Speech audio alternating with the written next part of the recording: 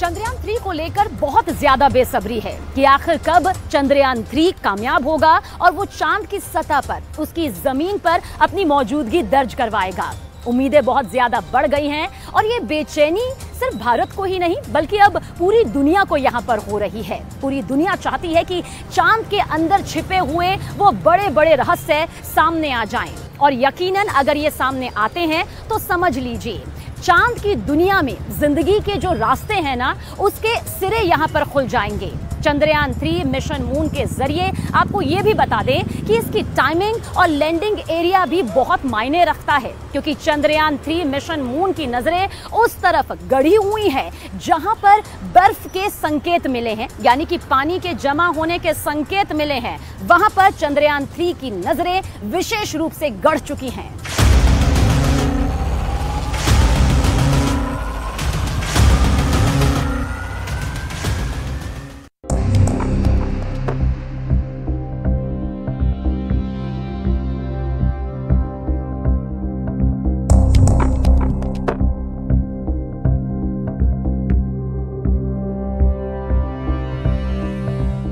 चंद्रयान के कदम जब चांद को चूमेंगे फिर दुनिया करेगी भारत को सलाम।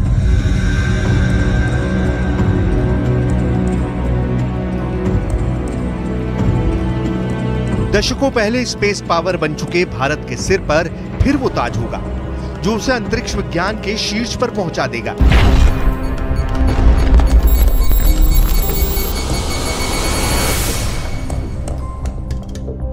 मिशन चंद्रयान 3 की दो ऐसी बातें हैं जो चांद पर जीत हासिल करने की इस कोशिश का बहुत अहम हिस्सा कही जा सकती हैं।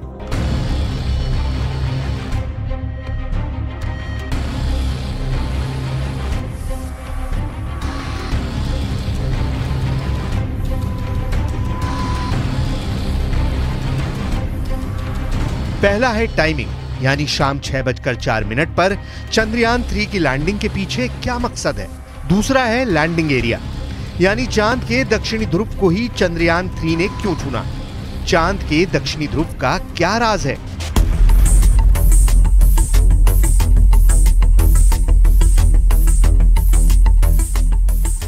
भारत का लक्ष्य चांद के दक्षिणी ध्रुव पर लैंड करना है। ये वो इलाका है जो चांद की भूमध्य रेखा से 69 डिग्री दक्षिण में है।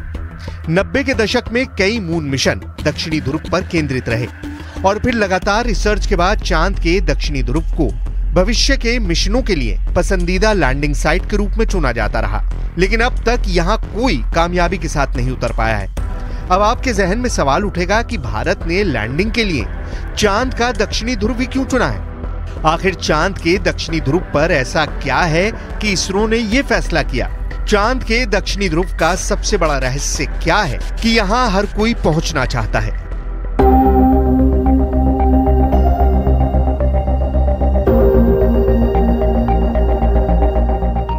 ये सवाल बहुत बड़े हैं और इस मिशन को सबसे ज्यादा गंभीर भारत का यही मकसद बना देता है। क्या चांद का दक्षिणी ध्रुव धरती के दक्षिणी ध्रुव जैसा ही है या फिर उससे अलग। अभी तक जो बातें पता चली हैं उससे कह सकते हैं कि चांद का दक्षिणी ध्रुव, चांद का यह हिस्सा जिसके बारे में इंसान बहुत कम जानता है, वो चंद्रमा का ऐसा हिस्सा जो वहां का सबसे ठंडा इलाका कहा जाता है। इसकी सबसे बड़ी वजह है सूरज की रोशनी जो चांद के दक्षिणी हिस्से पर बहुत कम पहुंच पाती है। सूरज की किरणें तिरछे पड़ने की वजह से चांद के दक्षिणी ध्रुव के ज्यादातर हिस्सों पर काफी अंधेरा रहता है। यही वजह है कि वहां का तापमान भी काफी कम होता है। अमेरिकी स्पेस एजेंसी नासा की एक रिपोर्ट के मुताबिक चांद के दक्षिणी ध्रुव के कुछ हिस्सों पर ही सूरज की रोशनी आती है। जहां सूरज की किरण पहुंचती भी है वहां का तापमान भी करीब 54 डिग्री सेल्सियस रहता है, लेकिन चांद के दक्षिणी ध्रुव के ज्यादातर हिस्सों पर सूरज की रोशनी नहीं पड़ती। इस वजह से वहां का तापमान -248 डिग्री सेल्सियस तक पहुंच जाता है। There's always been speculation that there's water on the moon, and that's important if you want to build permanent settlements on the moon. So the fact that they're exploring the South Pole isn't an accident.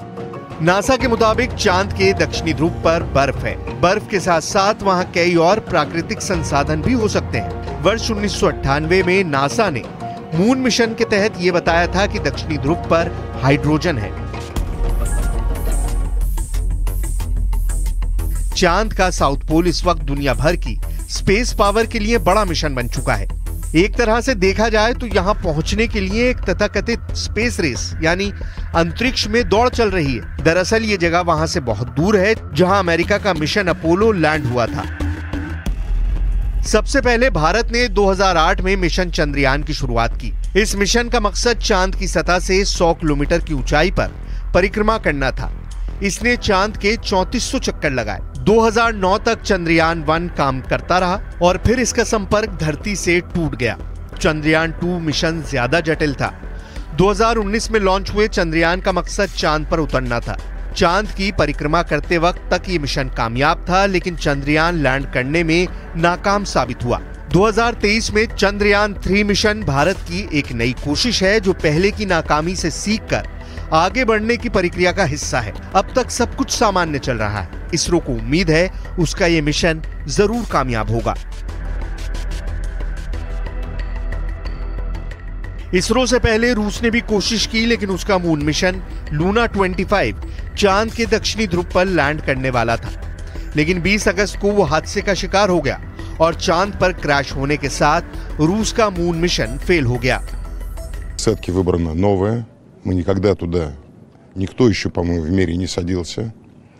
Надеюсь, что мы будем первыми. И если, конечно, будет обнаружена вода, открывается очень серьезная перспектива. Открывается перспектива строительства лунной базы. Я думаю, что в перспективе Луна будет стартовой площадкой для исследования дальнего космоса.